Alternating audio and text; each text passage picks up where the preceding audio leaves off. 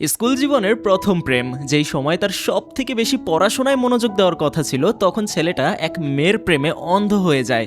এমনকি বোর্ড এক্সামে ফেল করেও তার শিক্ষা হয় না। আর অপরদিকে মেয়েটা তার এক্সামে এতই ভালো করে যে সে পুরো দেশে সেকেন্ড র্যাঙ্কিংয়ে চলে যায়। তবে ছেলেটা কখনোই হাল ছাড়েনি। তাদের মধ্যে এত বড় একটা গ্যাপ থাকা সত্ত্বেও ছেলেটা সব সময় তাকে ভালোবেসে এসেছে। আর এমনই এক স্কুল জীবনের প্রেম কাহিনী নিয়ে আমাদের আজকের গল্পটা আবর্তিত হয়। কথা দিচ্ছি, মুভিটা দেখতে দেখতে আপনাদের সবারই ক্লাস 10 আর এসএসসি এইচএসসি পরীক্ষার কথা মনে পড়ে যাবে। তো চলুন শুরু করা যাক আজকের গল্প গুঞ্জন। গল্পের শুরুটা হয় একটা নর্মাল দিনের সকাল থেকে, যেখানে আজকের গল্পের প্রধান চরিত্র মাহির একটা খারাপ স্বপ্নের কারণে ঘুম ভেঙে গেছে।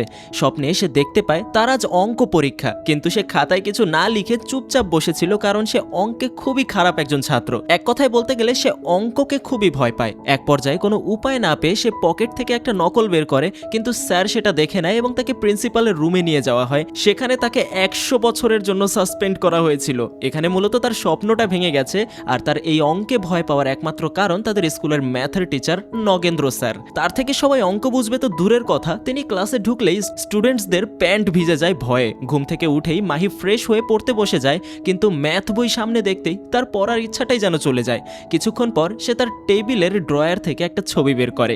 এটা হলো তার ফ্রেন্ড ভার্না। ভার্না মাহিকে তার ফ্রেন্ড মনে করলেও মাহি তাকে ফ্রেন্ডের থেকে একটু বেশি কিছু মনে করে, কিন্তু সে এখনো তাকে কিছুই বলতে পারেনি। কিছুদিন পরে তার বার্থডে। মাহি এই ব্যাপারে কিছুটা চিন্তিত যে তাকে কি গিফট দেওয়া যায়। সেই সময় তার মাথায় একটা আইডিয়া আসে, কোনো একটা চেন বা রিং এর মধ্যে মাইক্রো আর্টিস্ট দিয়ে ভার্নার নাম লিখে দেবে।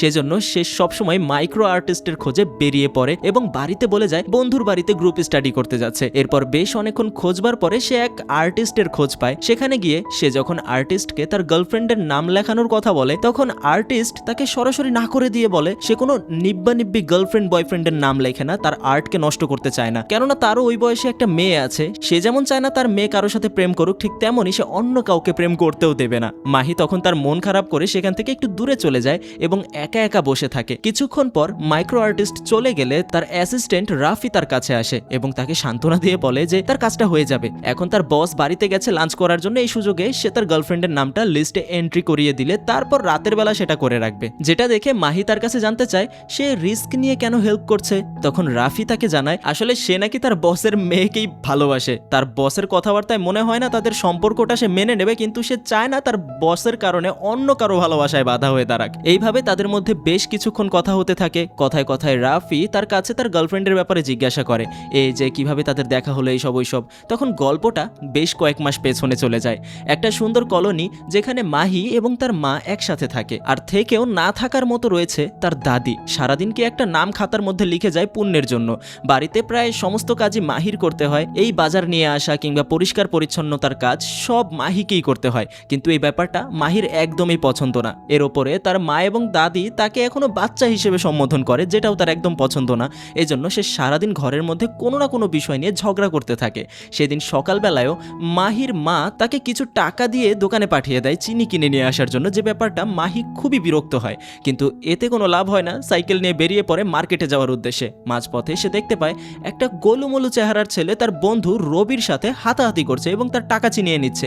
যেটা দেখে মাহি তার বন্ধুকে বাঁচানোর জন্য সেখানে ছুটে যায়, কিন্তু সেখানে গিয়ে সে নিজেই ভিকটিম হয়ে পড়ে। সে ছেলেটা তার বন্ধু রবিকে ছেড়ে তাকেই ধরে নেয় এবং তার মা তাকে চিনি কেনার জন্য যে টাকাগুলো দিয়েছিল সেগুলো কেড়ে নেয়। যার কারণে মাহি একদম আপসেট হয়ে যায়, কারণ চিনি না নিয়ে যদি বাড়িতে ফিরে তাহলে তার মা তাকে আস্ত রাখবে না। এই ভাবতে ভাবতে তারা যখন রাস্তা দিয়ে হেঁটে যাচ্ছিল, তখন তারা রাস্তার পাশে একটা মাটির কলস দেখতে পায়, যেটা কিছুটা ভাঙ্গা। যেটা দেখে মাহির মাথায় টাকা ফেরত পাওয়ার একটা আইডিয়া আসে।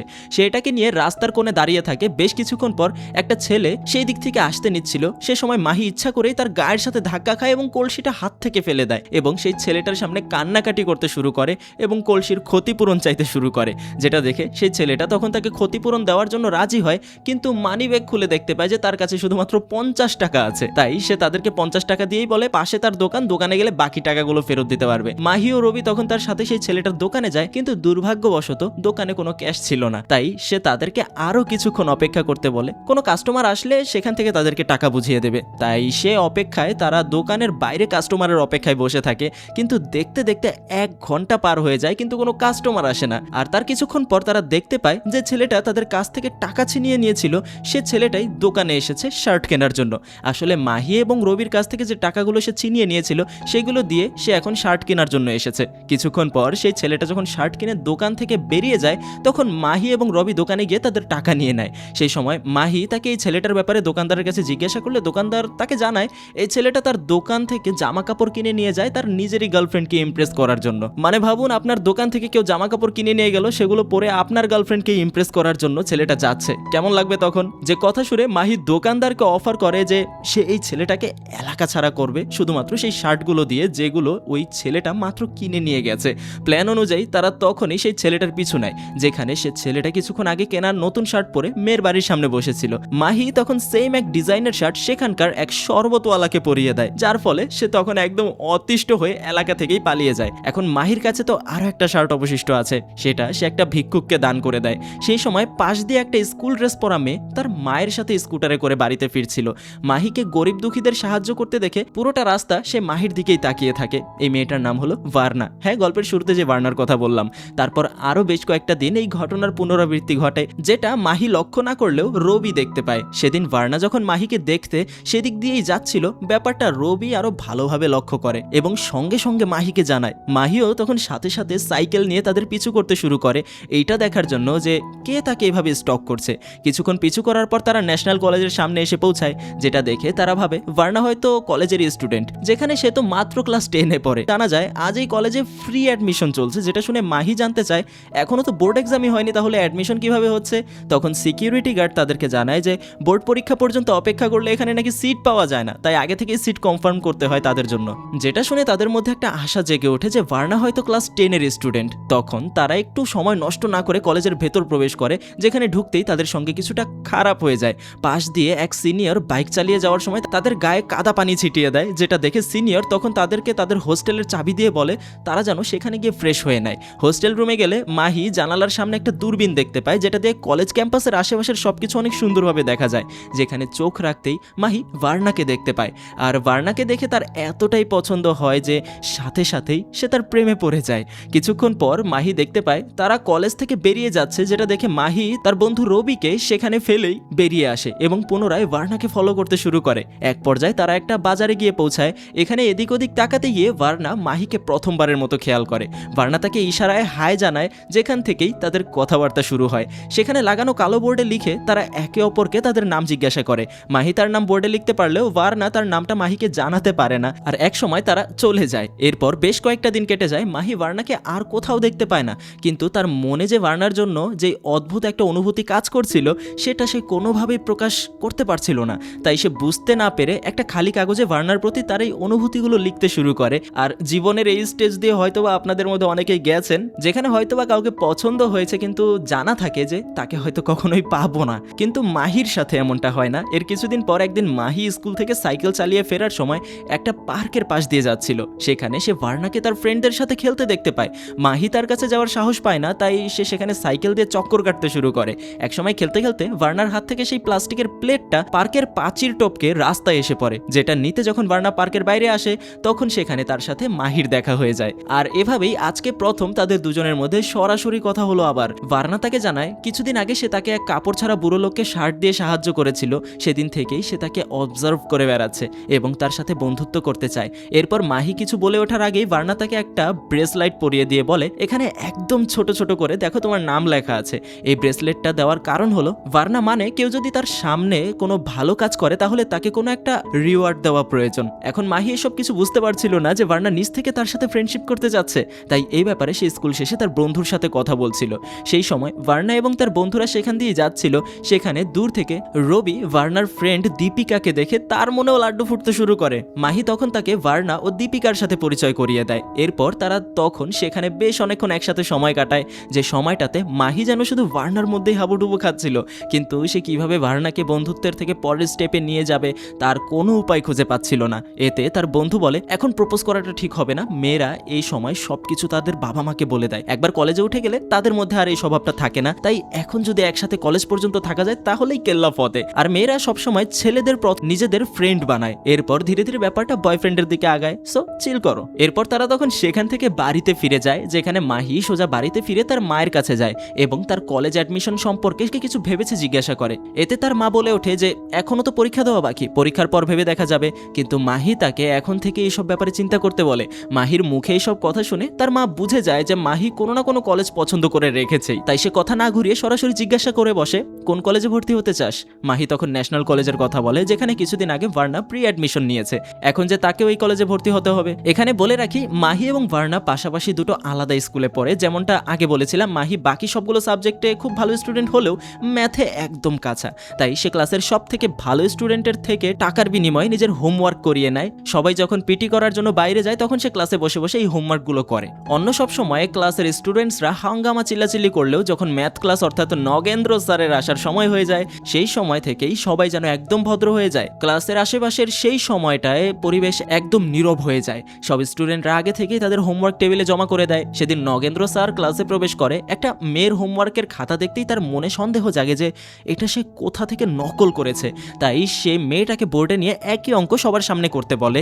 আর সে যখন অঙ্ক করতে গিয়ে ভুল করে ফেলে, নগেন্দ্র স্যার তখন তাকে পানিশমেন্ট দিতে নেয়, যার ফলে সে ভয় চিৎকার করে ওঠে। আর সেই চিৎকারে মাহি নিজের অজান্তেই শব্দ করে হেসে ওঠে, যার ফলশ্রুতিতে নগেন্দ্র স্যার তাকে বোর্ডে নিয়ে যায় এবং গতকালকে যে ম্যাথটা করিয়েছিল সেটা লিখতে বলে। কিন্তু মাহি সেটা কিছুতেই লিখতে পারে না। স্যার পানিশমেন্ট হিসেবে তাকে এই একই কাজ 1000 বার লিখে আনতে বলে। মানে ভাবেন একবার কি একখান স্যার। স্কুলের কোনো স্টুডেন্টই তাকে দু চোখে দেখতে পারে না। গত বছর তার এই স্কুল থেকে ট্রান্সফার নেওয়ার কথা ছিল, যেটা শুনে পুরো স্কুলের স্টুডেন্টরা আনন্দে ফেটে পড়েছিল। কিন্তু দুর্ভাগ্য যে তার ট্রান্সফার হয়নি।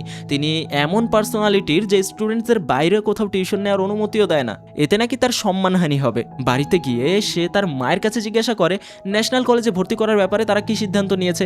তখন তার মা তাকে জানায় যে ওই কলেজের ফি নাকি অনেক বেশি, যেটা তাদের সাধ্যের বাইরে। আর মাহি ম্যাথে খুব খারাপ স্টুডেন্ট। তখন মাহি তার মাকে কনভিন্স করে বলে যে এখন ম্যাথ সাবজেক্টে খুবই মনোযোগ দিচ্ছে সে। তখন তার মা বলে ওঠে আগামী মাসের প্রি ফাইনাল এক্সামে যদি সে 95% নাম্বার আনতে পারে তাহলে যে কোনোভাবে সে কলেজের ফি জোগাড় করে দেবে। কিন্তু মাহি জানে আগামী 1 মাসের মধ্যে সে যা কিছুই করুক না কেন 95% মার্ক আসবে না। তাই বলা যায় তার ন্যাশনাল কলেজে ভর্তি হওয়ার স্বপ্ন এখানেই শেষ। অঙ্কের প্রতি তার এই ভয় দূর করার জন্য মাহি এক সাইকোলজিস্টের কাছে যায়, যেখানে গেলে সাইকোলজিস্ট বিভিন্ন পরীক্ষার মাধ্যমে উপলব্ধি করে যে ম্যাথের প্রতি এই ভীতি নগেন্দ্র স্যারের কাছ থেকেই এসেছে। নগেন্দ্র স্যারের প্রতি তার মনে যে নেগেটিভিটি আছে সেটা যে সাবজেক্ট পড়ায় তার উপর অর্থাৎ ম্যাথের উপর চাপিয়ে দিচ্ছে। এই সমস্যা তার সমাধান করতে হলে তাকে নগেন্দ্র স্যারের প্রতি নিজের মনের মধ্যে পজিটিভিটি আনতে হবে, তাহলে তার মনের মধ্যে থেকে অঙ্কের প্রতি এই ভয়টা দূর হবে। সাইকোলজিস্টের কথায় নগেন্দ্র স্যারের জন্মদিনের দিন মাহি তাকে উইশ করার জন্য সুযোগ খুঁজতে থাকে। একবার তার পিছু পিছু এদিকে যায় আবার ওদিকে যায়, কিন্তু উইশ করার সাহস পায় না। এই করতে করতে সে নগেন্দ্র স্যারের গাড়ির সামনে এসে দাঁড়ায়। যখন তিনি গাড়িতে করে চলে যেতে নেবেন তখন সে উইশ করবে। এই ভেবে সে যখন গাড়ির আশেপাশে ঘুরঘুর করছিল তখন তার নজর পড়ে গাড়ির ভেতরে থাকা কিছু কাগজের ওপর, যেটা ছিল তাদের প্রি ফাইনাল ম্যাথের প্রশ্নপত্র। একটু টানাটানি করতেই গাড়ির পেছনের দরজাটা খুলে যায় আর মাহির হাতে চলে আসে প্রি ফাইনালের প্রশ্ন। একটু দেরি না করে সে সেখানে বসে প্রশ্নগুলো কপি করতে শুরু করে। কিন্তু সেই সময় নগেন্দ্র স্যার গাড়ির উদ্দেশ্যে আসতে থাকে। মাহি কোনো মতে সেবারের মতো বেঁচে যায় আর প্রশ্নটা কপি করে সেটা গাড়ির ভেতর আগের মতো রেখে দিতে সফল হয়। এরপর সে লাগাতার দিনরাত সেই প্রশ্নের উত্তরগুলো মুখস্থ করতে শুরু করে, কিন্তু কোনোভাবেই সেগুলো তার আয়ত্ত হচ্ছিল না। যে সময় তার মাথায় আসে ওই মাইক্রো আর্টিস্টের কথা, যদি কোনোভাবে সেই প্রশ্নের উত্তরগুলো ছোট ছোট করে পরীক্ষার হলে লিখে নিয়ে যেতে পারে তাহলেই তার কাজ হয়ে যাবে। আর এই কথা যখন সে রাফির সাথে শেয়ার করে তখন তার মাথায় আকাশ ভেঙে পড়ে, কারণ সে মনে করছিল মাহি এখানে এসেছে শুধুমাত্র তার গার্লফ্রেন্ডের নাম লিখে নিয়ে যেতে, কিন্তু আদতে ব্যাপারটা সম্পূর্ণ আলাদা। রাফি তাকে এই সব কাজ করতে পারবে না বলে সেখান থেকে চলে যেতে নেয়। তখন মাহি তাকে ব্ল্যাকমেল করে, বলে যদি সে তার এই কাজটা না করে দেয় তাহলে তার বসকে তার লাভ স্টোরি সম্পর্কে বলে দেবে, যার জন্য রাফি বাধ্য হয় তাকে এই কাজে সাহায্য করার জন্য। সে একটা হার্ডবোর্ডকে এক্সাম বোর্ডের সাইজে কেটে নেয় এবং সেটাকে ফ্রেমিং করে তার বসের কাছে নিয়ে যায় এবং তাকে বলে কিছুক্ষণ আগে এক স্কুলের প্রফেসর এসেছিলেন তার অঙ্কের গবেষণা এই ফ্রেমের মধ্যে লিখিয়ে নিয়ে যেতে। মাইক্রো আর্টিস্টরা তখন এই কাজ করতে রাজি হয়ে যায়, কারণ সে তো ম্যাথের এত বিষয় জানে না যে এটা কোন কাজে কি কাজে ব্যবহার করা হবে। এর কয়েকদিনের মধ্যে তার দেওয়া প্রশ্নের উত্তরগুলো বোর্ডে লেখা হয়ে যায়। আর এরই মধ্যে মাহি তার চাঁদার মধ্যে একটা ছোট্ট ম্যাগনিফাইং গ্লাস লাগিয়ে নেয়, যেটার সাহায্যে সে বোর্ডের লেখাগুলো সুস্পষ্টভাবে দেখতে পাবে। এরপর চলে আসে pre final math exam. Mahi plan অনুযায়ী চাঁদার মধ্যে রাখা ম্যাগনিফাইং গ্লাস দিয়ে দেখে দেখে লিখতে শুরু শুরু করে। পরীক্ষা চলাকালীন স্যার একবার তাকে চেক করে বটে, কিন্তু কোনো কিছু খুঁজে পায় না। এরপর ধীরে ধীরে তাদের সবগুলো সাবজেক্টের পরীক্ষা শেষ হয় এবং চলে আসে রেজাল্টের দিন, যেখানে মাহি অঙ্কে 100-তে 100 পেয়েছে, এমনকি পুরো স্কুলে ফার্স্ট হয়েছে। কিন্তু ভার্নার রেজাল্ট এত খারাপ হয় যে তার মা রেগে গিয়ে ন্যাশনাল কলেজে তার অ্যাডমিশন ক্যান্সেলে বেরিয়ে পড়ে। এদিকে মাহি এবং তার বন্ধুরা মিলে স্কুল লাইফের শেষ দিনটা উদযাপন করছিল, যেখান থেকে বাড়িতে ফেরার সময় তার মনে পড়ে যে ভার্নার দেওয়া সেই ব্রেসলেটটা তার হাতে নেই। সেটা সে হয়তো স্কুলে কোথাও ফেলে এসেছে, যেটার খোঁজে সে আবারও স্কুলের বেরিয়ে পড়ে। স্কুলে পৌঁছালে একটা ছেলে তাকে জানায় নগেন্দ্র স্যার নাকি তাকে তার অফিসে ডেকেছে। তাই সে শার্টের বোতাম লাগিয়ে ইং করে তার রুমে প্রবেশ করে। এখানে প্রথম কিছুক্ষণ স্যার তার দিকে গুরুগম্ভীর চেহারা নিয়ে তাকিয়ে থাকে, তারপর বলে, আমি তোর প্রিভিয়াস একাডেমিক রেজাল্ট চেক করেছি, সবসময় তো ম্যাথে কোনো মতে পাশ করতিস, তাহলে এবার কিভাবে ফুল মার্ক পেলি? নকল করেছিস তাই তো? তখন সেখানে মাহি তার উপরে আর কন্ট্রোল রাখতে পারে না আর বলে ওঠে, হ্যাঁ আমি কপি করেছি, আর এই কপি করার কারণ আপনি। যখনই আমি অঙ্ক করতে নেই তখনই আপনার এই বোরিং চেহারাটা আমার সামনে চলে আসে। আমি কপি করেছি, কিন্তু কিভাবে করেছি সেটা বের করতে গেলে আপনার 7 জনম কেটে যাবে। একটা স্টুডেন্টের থেকে এরকম অপমান নগেন্দ্র স্যার আর কখনো পায়নি। সে যেন এক দুঃস্বপ্নের মধ্যে বাস করছে এমনটা ভাবছে। আর মাহিও আজ খুবই খুশি, কারণ নগেন্দ্র স্যারের প্রতি তার এই রাগ সে আজ উপড়ে ফেলেছে। এরপর সে রুম থেকে বেরিয়ে যেতে গেলে পেছন থেকে নগেন্দ্র স্যার তাকে ডাকে এবং তাকে সেই ব্রেসলেট দিয়ে বলে, এর পেছনে থাকা নাম্বারে আমি কল করেছিলাম, তখন একজন মাইক্রো আর্টিস্ট কল ধরেছিল আর তোর ফটো ফ্রেমের ব্যাপারে সবকিছু বলে দিয়েছে। এবারের মতো তো বেঁচে গেলি, কিন্তু বোর্ড এক্সামে কিভাবে বাঁচবি? তোদের কেন্দ্রের প্রিন্সিপাল আমার স্কুল ফ্রেন্ড, আমিও দেখি কিভাবে তুই বোর্ড এক্সাম পাশ করিস। এইসব শুনে মাহির মাথায় তখন যেন আকাশ ভেঙে পড়ে। বাড়িতে ফিরে জানতে পারে তার মা প্রি অ্যাডমিশনের টাকা দিয়ে এসেছে আর তাকে পরীক্ষায় 95% নাম্বার পাওয়ার শর্ত দিয়েছিল, কারণ গত বছর ন্যাশনাল কলেজের কাট অফ মার্ক ছিল 90%। তার মানে কেউ যদি 90% এর কম নাম্বার পায় তাহলে তার অ্যাডমিশন রিজেক্টেড হয়ে যাবে, আর যে ফি এখন দিয়ে এসেছে সেটারও আর ফেরত পাওয়া যাবে না। ভার্নার মাও তখন বাড়িতে ফিরে আসে, কারণ প্রি অ্যাডমিশন ক্যান্সেল করলেও টাকা ফেরত পাওয়া যাবে না। সেখানে ভার্না তার মাকে কথা দেয় ফাইনাল এক্সামে সে ভালো রেজাল্ট করবে। সেখানে সে তার মাকে কোনোভাবে গ্রুপ স্টাডিতে রাজি করিয়ে নেয়। পরদিন সে এবং তার দুজন বন্ধু মিলে সিটি লাইব্রেরি যাচ্ছিল। সে সময় তাদের সাথে রবির দেখা হয়ে যায়। রবি তখন তাদেরকে মাহির কথা জানিয়ে বলে, তোমরা চাইলে মাহিকে নিয়ে গ্রুপ স্টাডি করতে পারো, মাহি প্রি ফাইনাল এক্সামে ম্যাথে 100 পেয়েছে। আর তারা যখন আরেকটু সামনে যায় তখন তাদের সাথে মাহির দেখাও হয়ে যায়। সেখানে তারা মাহিকে তাদের সাথে গ্রুপ স্টাডিতে জয়েন করতে বলে এবং তার ম্যাথ রেজাল্টের কথা উল্লেখ করে বলে, যেহেতু মাহি ফুল মার্ক পেয়েছে তাহলে তো তাদের এখন আর ম্যাথে কোনো সমস্যাই হবে না। যেটা শুনে মাহির গলায় কাশি উঠে যায়, কারণ সে তাদের প্রবলেম কিভাবে সলভ করবে সে তো নিজেই কিছু পারে না। সে তখন তীরটা রবির দিকে ঘুরিয়ে বলে, রবির সাথে গ্রুপ স্টাডি করে অনেক মজা হয়, তোমরা এখন ওকে নিয়ে যাও, আমি 2-3 দিনের ভেতর তোমাদের সাথে জয়েন করছি। এই বলে মাহি সেখান থেকে চলে যায় আর ভার্না এবং তার বন্ধুরা রবির বাড়িতে গিয়ে তাকে তাদের গ্রুপ স্টাডিতে নিয়ে যায়। তারা সবাই লাইব্রেরির ভেতর বিভিন্ন সমস্যা নিয়ে ডিসকাস করছিল আর মাহি তখন বাইরে থেকে এসব কিছুর উপর নজর রাখছিল। এক পর্যায়ে তাদের মধ্যে একটা অঙ্ক নিয়ে চ্যালেঞ্জ হয়, যে আগামীকাল এই অঙ্কটা করে নিয়ে আসতে পারবে তাকে সবাই মিলে আইসক্রিম পার্টি দেবে। রবি যখন বাইরে বেরিয়ে আসে, মাহি তখন রবির কাছ থেকে বইটা নিয়ে সেই প্রশ্নটা দেখে নেয়। মাহি রাস্তার মাঝখানে দাঁড়িয়ে প্রশ্নটা দেখছিল, সেই সময় সে রাস্তা দিয়ে নগেন্দ্র স্যার যাচ্ছিল। সেদিনের ঘটনার পর নগেন্দ্র স্যারের নিজের প্রতি দম্ভ কিছুটা কমে গিয়েছে, তাই সে মাহির সামনে গাড়িটা থামিয়ে পরীক্ষার আগের এই কয় মাস সে নিজে তাকে টিউশন দিতে চায় এবং এই কয়দিন সময় দেয় ভাবার জন্য। কিন্তু মাহি কোনো সময় নষ্ট না করে সেদিনই স্যারের কাছে পড়তে চলে যায়। প্রথমে তো মাহি স্যারের সাথে ঠিক করে কথাও বলতে পারছিল না, কিন্তু ধীরে ধীরে সে কিছুটা ফ্লেক্সিবল হয়। এরপর সে স্যারকে আজকের চ্যালেঞ্জের প্রশ্নটা দেখিয়ে বলে এটাতে তার সমস্যা হয়েছে। স্যার তখন মাহির কথাবার্তা বুঝে যায়, কেউ হয়তো তাকে বলেছে এই প্রশ্নটা খুবই ইম্পর্টেন্ট, তাই সে অঙ্কটা বুঝতে চাইছে। এখন মাহিকে শুরু থেকে বেসিক করতে হবে, তাই স্যার তাকে গত 2 ক্লাসের গণিত টেক্সট বুক নিয়ে আগামীকাল এই সময় আসতে বলে। বাড়িতে গিয়ে সে দেখতে পায় হোস্টেল থেকে তার বোন বাড়িতে ফিরেছে, যেটা দেখে সে খুবই খুশি হয় এবং তার কাছে গিয়ে প্রশ্ন দেখিয়ে বলে এই অঙ্কটা সে যেন তাকে করিয়ে দেয়। মাহির বোনও তখন তাকে অঙ্কটা করে দেয় আর পরদিন মাহি গ্রুপ স্টাডিতে গিয়ে ওই অঙ্কের সলিউশন দেখিয়ে সেই ভাব মারে এবং এক এক দিন এক এক সমস্যার সমাধান করে নিয়ে এসে ভালোই ফ্লেক্স মেরে তার দিন কাটছিল। কিন্তু সেখানে থাকা কেউ জানতো না যে এই অঙ্কগুলো মাহি নয় বরং তার বোন করে দিচ্ছে। এভাবেই বেশ কয়েকটা দিন কেটে যায়। মাহি ভার্না গ্রুপ স্টাডির মধ্য দিয়ে একে অপরের অনেক কাছে চলে আসে। দুজনে একসাথে খুবই সুন্দর সময় কাটাতে থাকে। বোঝা যাচ্ছে মাহির প্রতি তার একটা অনুভূতি জন্ম নিচ্ছে। এই সব কিছুর ফাঁকে মাহি ভুলে যায় যে নগেন্দ্র স্যার তাকে বিগত কয়েক বছরের টেক্সট বই নিয়ে দেখা করতে বলেছিল। এরই মাঝে একদিন মাহির বোনের হাতে মাহির লেখা ভার্নার জন্য সেই চিঠিটা পড়ে যায়।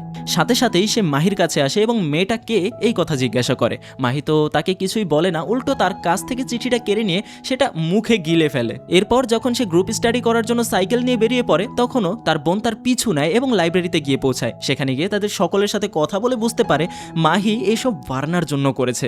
এর কয়েকদিন পর যখন মাহির বোন আবারও তার হোস্টেলে ফিরে যাওয়ার জন্য চলে যাচ্ছিল, সেই সময় সে তাকে সতর্ক করে বলে, আমি জানি না তুই তোর ভবিষ্যৎ ভবিষ্যৎটা কেমন দেখতে পাচ্ছিস, তবে আমি দেখতে পাচ্ছি ভার্না সব সত্য জেনে গেছে এবং তোকে ঘৃণা করতে শুরু করেছে।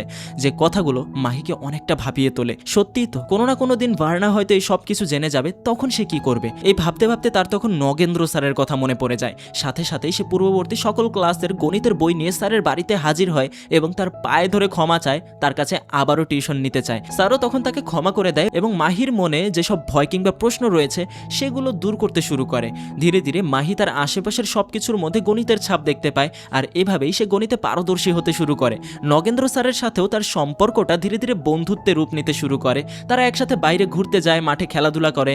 এতদিন যেখানে মাহি ম্যাথকে ভয় পেত, সেখানে আজ সে এই সব কিছু এনজয় করছে। আস্তে আস্তে তাদের বোর্ড এক্সামের দিনগুলো এগিয়ে আসতে শুরু করে। সেখানেই সবাই নিজেদের মতো প্রস্তুতি নিতে শুরু করে। মাঝে মাঝে তারা সবাই গ্রুপ স্টাডি করতো, একত্রিত হয়, আর দেখতে দেখতে চলে আসে বোর্ড এক্সাম। আর এভাবে একের পর এক সবগুলো পরীক্ষা শেষ হয়ে যায়। সবার মনের মধ্যে যেমন পরীক্ষা শেষ হওয়ার আনন্দ, ঠিক তেমনই রেজাল্টের ভয়ও নাড়া দিচ্ছিল। সবাই যেখানে এক্সাম শেষ হওয়ার আনন্দে রিল্যাক্স করছিল, সেখানে মাহি এখনো পড়ার টেবিলে বসে অঙ্ক করতে থাকে। ম্যাথের প্রতি তার জন্য একটা আলাদা আগ্রহ জন্মে গেছে এতদিনে। এরপর চলে আসে রেজাল্টের দিন, যেখানে ভার্না অল ইন্ডিয়া র্যাঙ্কে দ্বিতীয়তম হয়েছে এবং তার দুই বন্ধু ও রবি পাশ করেছে। কিন্তু মাহির রেজাল্ট বের করলে দেখা যায় ম্যাথে সে ফেল করেছে, তাও আবার 0 পেয়ে। যে বিষয়টা তখন কেউই বিশ্বাস করতে পারছিল না। নগেন্দ্র স্যার তাকে তার বাড়িতে ডেকে আনেন এবং 0 পাওয়ার কারণ জিজ্ঞাসা করেন, কিন্তু মাহি এর কোনো উত্তর দেয় না। যেটা দেখে নগেন্দ্র স্যার নিজেই বলতে লাগেন, তুই যে খালি খাতা জমা দিয়ে এসেছিস সেটা আমি অনেক আগেই জানতে পেরেছি। তোদের কেন্দ্রের প্রিন্সিপাল আমাকে পার্সোনালি কল করে এই কথা জানিয়েছিল। এতদিন শুধু আমি অপেক্ষা করেছি কখন তুই নিজ থেকে আমাকে বলবি, কিন্তু তুই আমাকে কিছু বলিসনি। তোর এই খালি খাতা জমা দেওয়ার পেছনে ওই মাইক্রো আর্টিস্টের কোনো হাত আছে কিনা সেটা জানতে আমি কিছুদিন আগে সেখানে গিয়েছিলাম। সেখানে আর্টিস্টের অ্যাসিস্ট্যান্টকে চাপ দেওয়াতে সে তোর পুরো লাভ স্টোরি বলে দিয়েছে। মাহির ন্যাশনাল কলেজে ভর্তি হতেই হবে, সেজন্য তাকে 95% মার্ক পেতে হবে। কিন্তু পরীক্ষার হলে গিয়ে বুঝতে পারে সে যতগুলো প্রশ্নের উত্তর পারে সেগুলোর আনসার করলে কখনোই 95% নাম্বার উঠবে না। তাই তখন তার মাথায় সেই সময় সাপ্লিমেন্ট পরীক্ষার আইডিয়া আসে। সেজন্য সে ফেল করার পরও কোনো বোর্ড চ্যালেঞ্জ করে না, কারণ সে জানে পরীক্ষার খাতায় সে কিছু লিখে আসেনি। সেখান থেকে বাড়ি ফেরার সময় তার সাথে রাস্তায় ভার্নার দেখা হয়ে যায়। ভার্না তাকে জানায় রেজাল্টের পর থেকে তার বাসায় অনেক বড় বড় কলেজ থেকে স্টাডি অফার এসেছে, কিন্তু সে সবার সামনে একটা কন্ডিশন রেখেছে যে যেই কলেজ তার সাথে সাথে তার 4 ফ্রেন্ডদেরকেও ফ্রি সিট দিবে সেই কলেজে সে ভর্তি হবে। আর মজার ব্যাপার হলো, যেই কলেজে সে প্রি অ্যাডমিশন নিয়ে রেখেছিল সেই কলেজ তার এই কন্ডিশন মেনে নিয়েছে।